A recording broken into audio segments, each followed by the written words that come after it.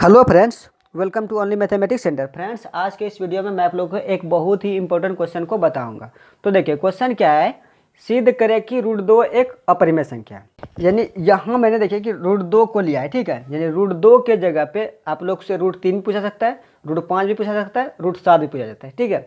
तो देखिए, कुछ भी पूछे आप लोग को टेंशन नहीं लेना है, ठीक है। बस आप लोग को क्या करना है कि इस वीडियो को शुरू से लेकर लास्ट तक देखना है, ताकि मैं आप लोग को रूट दो को सिखा दूंगा ना।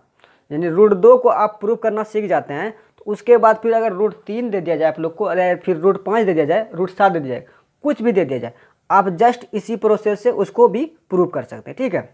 तो बस आप लोग को क्या करना है कि इस वीडियो को शुरू से लेकर लास्ट तक देखना है, और चैनल पर नया है तो चैनल को सब्सक्राइब भी कर लेना है, ठीक है। और साथ में वीडियो को एक प्यारा सा लाइक भी कर देना है। तो चलिए अब हम लोग प्रूफ की ओर बढ़ते हैं। तो यहाँ हम लोग सबसे पहले क्या लिखेंगे, हल लिख लेंगे, ठीक है। हल कहिए या प्रूफ कहिए, जो इच्छा हो लिख लेना है, ठीक है। अब उसके बाद फिर यहाँ देखो क्या कह रहा है कि सिद्ध करें कि रूट दो एक अपरिमेय संख्या है। तो देखो बाबू, हम लोग किसी भी संख्या को अपरिमेय संख्या दिखा ही नहीं सकते। तो आप बोलेंगे सर देखिए, क्वेश्चन बोल रहा है कि सिद्ध करें कि रूट दो एक अपरिमेय संख्या है, तो फिर आप बोल रहे हैं कि सर हम लोग अपरिमेय सिद्ध ही नहीं कर सकते हैं। देखो, हम लोग किसी भी संख्या को डायरेक्टली अपरिमेय नहीं सिद्ध कर सकते हैं। पहले क्या करते हैं कि उस संख्या को परिमेय के रूप में मानते हैं, ठीक है। और परिमेय के रूप में मानने के बाद पहले हम लोग उस संख्या को, परिमेय संख्या का जितना भी कंडीशन होता है ना, तो उसको फुलफिल कराने का प्रयास करते हैं। अगर वो परिमेय संख्या का जितना भी कंडीशन होता है उसको संतुष्ट कर जाता है, ठीक है, यानी उसका कंडीशन फुलफिल कर जाता है, तो वह परिमेय संख्या हो जाता है। अगर उनमें से अगर किसी एक भी कंडीशन को फुलफिल नहीं किया ना, तो जाके अपरिमेय संख्या हो जाता है, ठीक है। ये हम लोग करेंगे। तो पहले हम लोग क्या करेंगे कि रूट दो को उसके जस्ट अपोजिट मान लेंगे। यानी अपरिमेय संख्या सिद्ध करने बोल रहा है ना, तो उसके जस्ट अपोजिट मान लेंगे। तो क्या करेंगे, रूट दो को परिमेय संख्या मान लेंगे, ठीक है। तो ये हम लोग पहले क्या लिखेंगे, माना रूट दो एक परिमेय संख्या, ठीक है। देखो यहाँ मैंने क्या किया कि रूट दो को परिमेय संख्या मान लिया, ठीक। तो अब देखो कि रूट दो को जब परिमेय संख्या मान लें तो परिमेय संख्या क्या होता है कि जिसे हम पी बटे क्यू के रूप में लिख सकते हैं, ठीक है। तो देखो, रूट दो को परिमेय संख्या माने है ना, तो रूट दो के बराबर में क्या कर देंगे, पी बटा क्यू कर देंगे, ठीक है। क्या कि परिमेय संख्या का डिफिनेशन ही होता है कि जिसे हम पी बटे क्यू के रूप में लिख सकते हैं, ठीक है। तो यानी रूट दो बोल रहा है कि हमको जो है ना पी बटे क्यू के इक्वल में लिखिए। अब देखो मैंने क्या किया कि रूट दो को पी बटे क्यू के फॉर्म में लिख दिया, ठीक। तो अब यहाँ हम लोग को क्या करना है कि जो पी बटे क्यू के फॉर्म में जो लिखे है ना, तो अब हम लोग को बताना कि पी और क्यू यहाँ क्या है। तो यहाँ हम लोग को क्या लिखना है, जहाँ P और Q सहवास संख्या है तथा Q is equal to not zero, ठीक है। यानी हम लोग क्या कह रहे हैं कि P और Q जो रूट दो के इक्वल माने ना, तो वो P और Q दोनों सहवास संख्या है, ठीक है। और Q जो है ना जीरो के इक्वल नहीं है।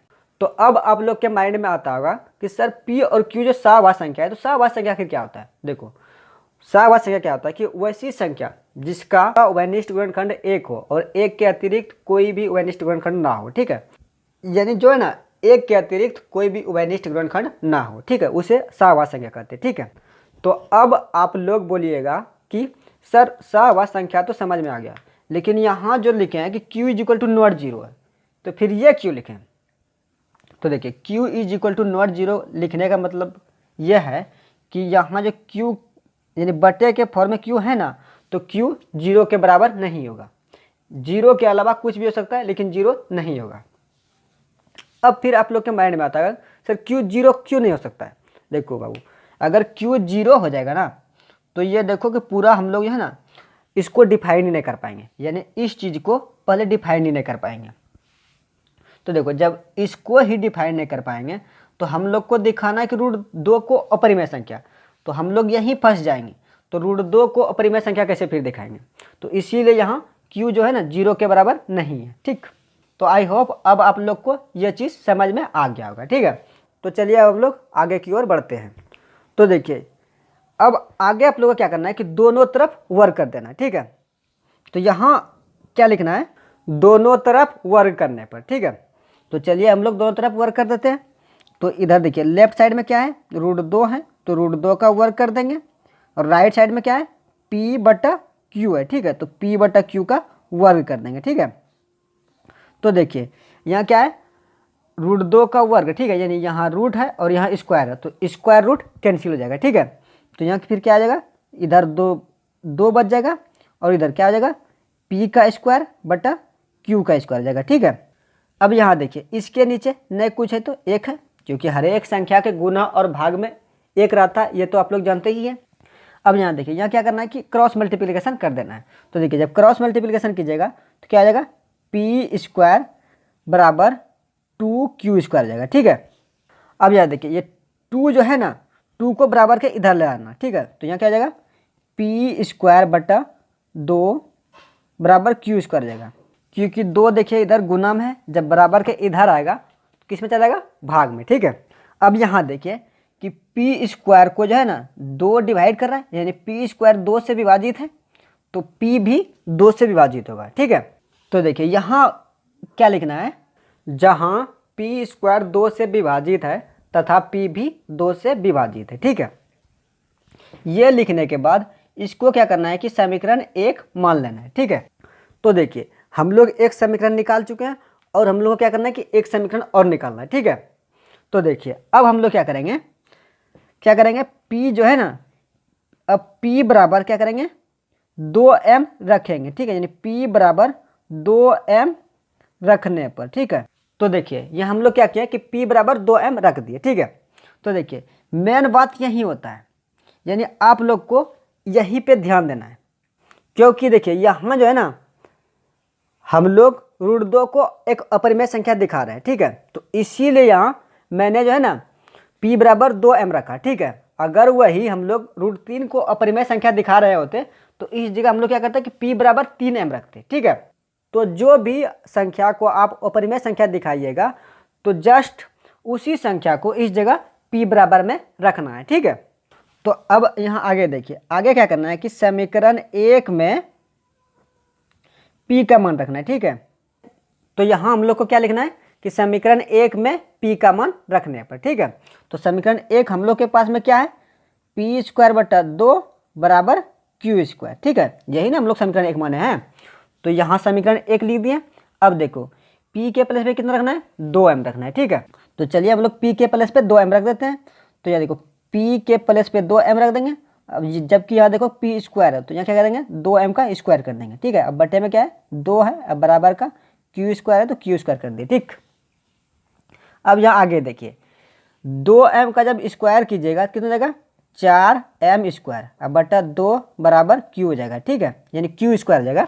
अब देखो यार 2 से कट जाएगा 4 2 बार में, तो हम लोग के पास में क्या बच गया 2m स्क्वायर बराबर q स्क्वायर। ठीक है, अब यहाँ देखिए 2 देखो इधर गुना में है तो 2 को क्या करेंगे बराबर के उधर ले जाएंगे। ठीक है, तो देखिए जब 2 को बराबर के उधर ले जाइएगा तो क्या आ जाएगा q स्क्वायर बटा 2 हो जाएगा। ठीक है, यानी देखिए 2 इधर गुना में, जब बराबर के इधर ले जाएंगे तो किस में जाएगा भाग में। ठीक है, यानी m स्क्वायर बराबर क्या आ गया q स्क्वायर बटा 2 आ गया। ठीक है, अब यहाँ भी देखो q स्क्वायर जो है ना 2 से विभाजित है तो q भी 2 से विभाजित होगा। ठीक है, यानी यहाँ देखो दूसरा कंडीशन क्या गया, तो यहाँ हम लोग को क्या लिखना है जहाँ q स्क्वायर 2 से विभाजित है तथा q भी 2 से विभाजित हो रही है। ठीक है, यहाँ तक लिखने के बाद इसको क्या करना है कि समीकरण 2 मान लेना है। ठीक है, तो अब यहाँ आगे देखिए आगे हम लोग क्या करेंगे, देखिए आगे हम लोग क्या लिखेंगे वो देखिए, तो यहाँ हम लोग अब आगे क्या लिखेंगे समीकरण 1 और 2 से स्पष्ट होता है कि √2 एक अपरिमेय संख्या है। ठीक है,